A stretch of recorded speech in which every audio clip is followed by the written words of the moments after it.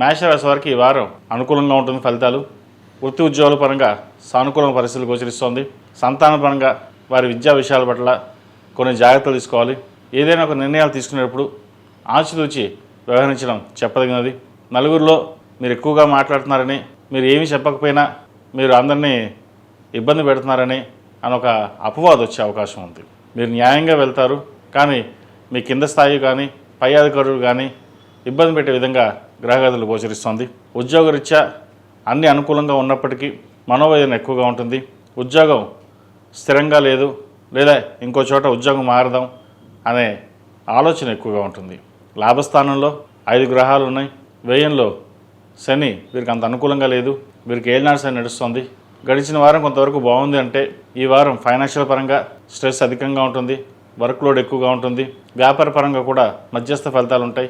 అదేవిధంగా వివాహాది శుభకార్యాల విషయం వచ్చేసరికి ఒక మంచి సంబంధం కుదురుతుంది.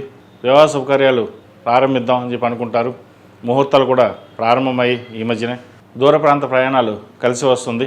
విద్యార్థులకు సానుకూలంగా ఉంటుంది. పరీక్షలు ప్రారంభమయ్యే ప్రతిరోజు దక్షిణామూర్తి స్తోత్రాన్ని పఠించుకుని ముందుకు వెళ్ళడం చెప్పదగినది. ఏదైనా సరే స్థిరంగా ఉండి నిర్ణయాలు తీసుకోండి. కాలం బాగుంది.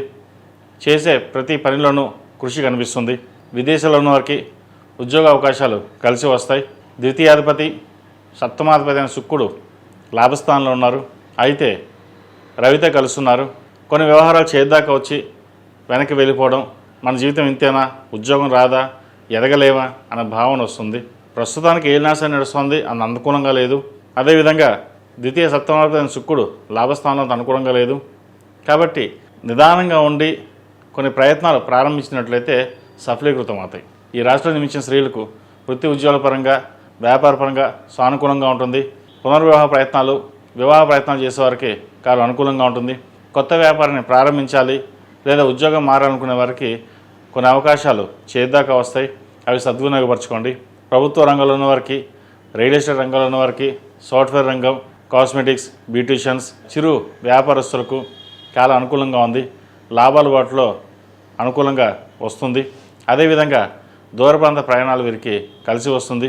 భూ సంబంధించిన క్రయ విక్రయాలు చక్కగా చేసుకోవచ్చు. నూతన గృహం అనే కళ నెరవేరుతుంది. ఈ రాశివారు ప్రతిరోజు ప్రతినిత్యం ఆరవల కుంకుమతోటి, మగులుపు కుంకుమతోటి అమ్మవారిని పూజించడం, మంగళవారం నాడు, శుక్రవారం నాడు ఓం నమస్య ఒత్తులతోటి హనుమాన్ ఒత్తులతో కలిపి దీపారాధన చేసినట్లయితే మరిన్ని మంచి ఫలితాలు ఉంటాయి.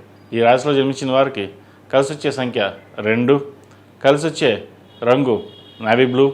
ఏదైనా పని మీద బయటికి వెళ్ళినప్పుడు శుక్రవారం కానీ మంగళవారం కానీ వెళ్ళండి, మంచి ఫలితాలు సంప్రాప్తిస్తాయి. ఈ పూజస్టోర్.in పసుపు కుంకుమ నుంచి దేవత విగ్రహాల దాకా అన్ని రకాల పూజలు, వ్రతాలు, గృహప్రవేశం, హోమాది శుభకార్యాలకు కావలసిన పూజా సామాగ్రి అంతా ఒక్కొక్క క్లిక్ తోనే మీ ఇంటి వద్దనే పొందండి. ఈ పూజస్టోర్.in